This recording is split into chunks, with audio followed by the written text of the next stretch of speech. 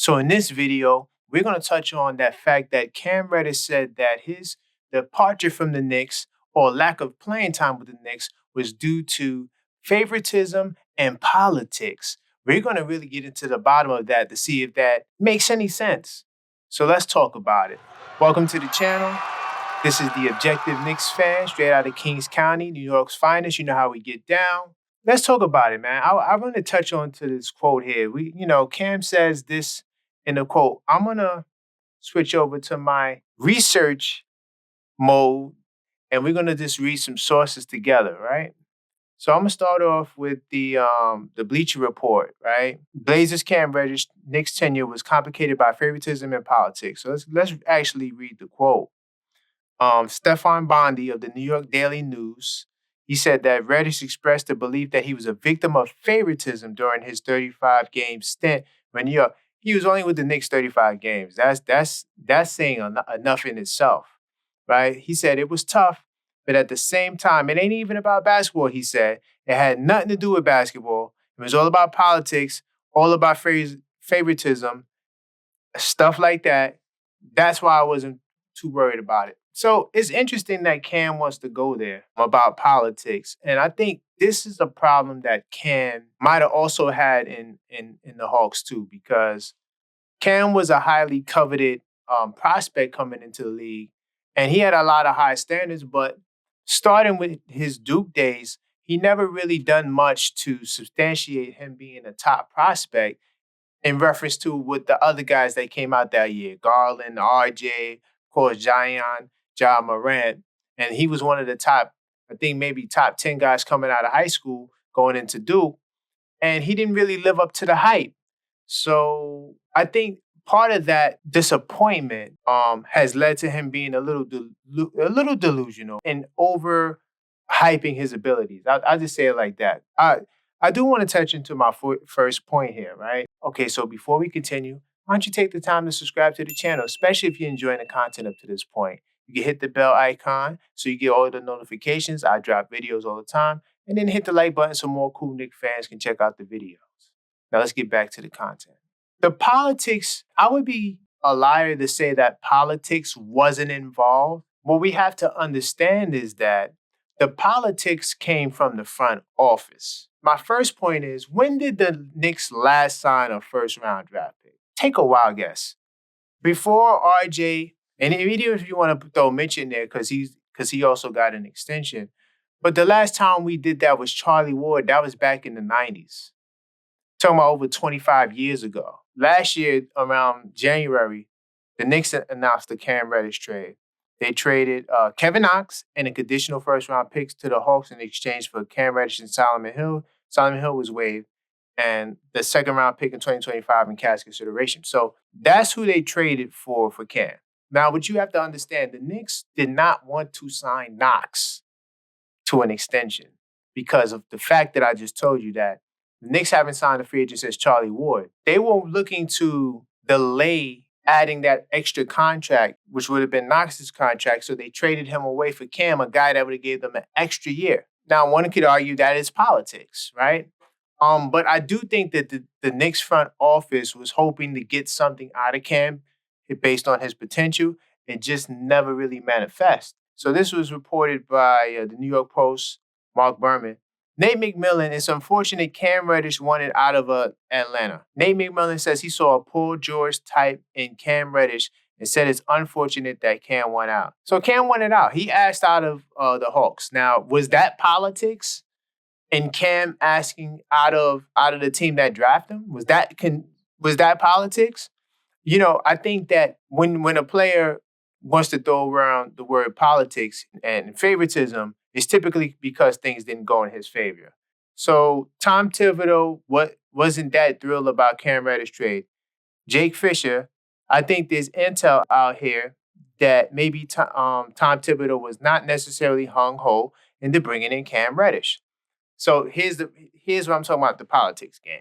They wanted to delay signing that extra contract because the Knicks every year up until Leon Rose has gotten there, they were looking to make a big splash in free agency before they were able to get Jalen Brunson, right? That's why they were holding off on committing to, signing different guys. If you could remember, every year the Knicks was trying to get KD and Kyrie.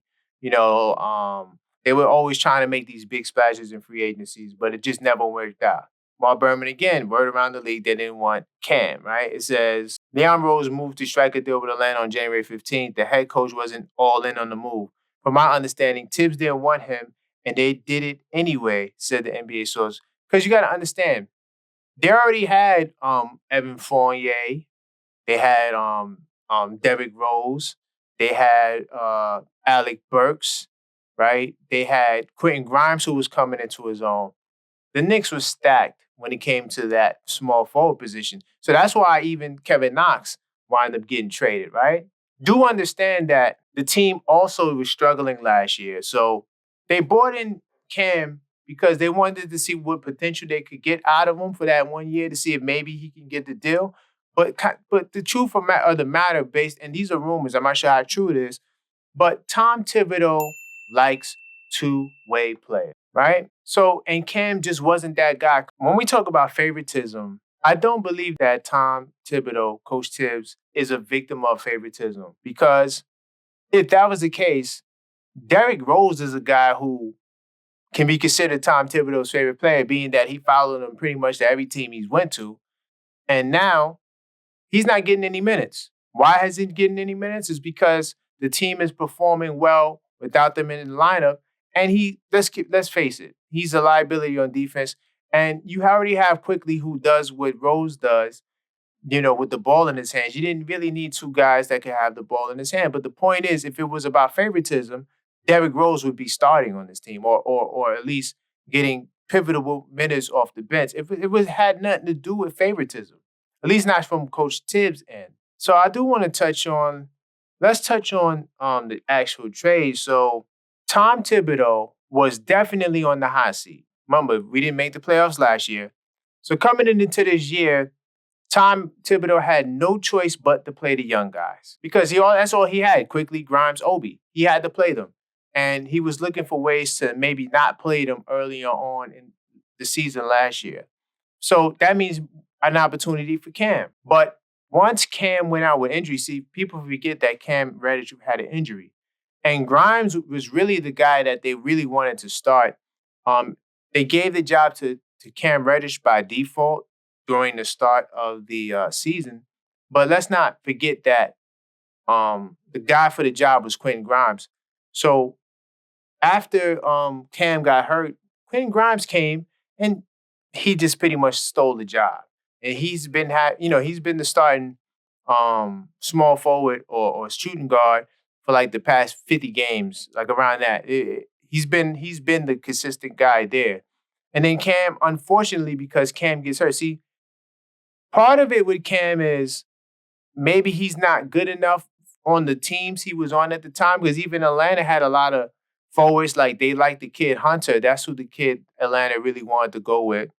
And they really didn't want to commit to Cam Reddish off the bench. So Cam never really had the opportunity to claim a spot on the team. They wound up flipping Cam again, and they traded him. And so that means Cam was only with the Knicks for a year, and they traded him for Josh Hart, who is an amazing trade.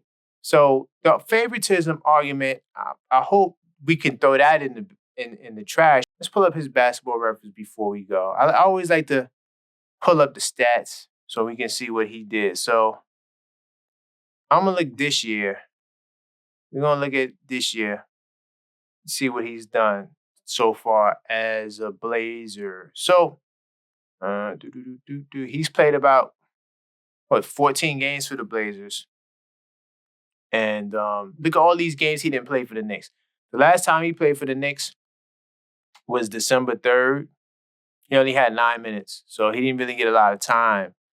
But like I told you, during this time, that's when we won the 8 games, when he didn't play. Now that I want to close this out, but my last point I'm gonna say, Cam, he's getting an opportunity to get a contract. That's another thing he should actually be happy that the front office did. trade him to a place where he gets an opportunity to play so he can get a contract. I think that's something that, and they did the same thing with Kevin Knox. When they traded Kevin Knox, it was also an opportunity for him to get minutes. You gotta big up the Knicks front office. So I don't think that the comments was too flagrant, but I do think that the politics game is a game that he played because he asked for a trade outside of Atlanta. So I just wanted to give my thoughts on this, and let me know how you feel in the comments box below. I appreciate it. Feel free to subscribe to the channel, hit that bell icon so you get all your notifications, and then like the video so more cool people can check out the video. Right now, the channel is growing. Man, I appreciate all the love and support.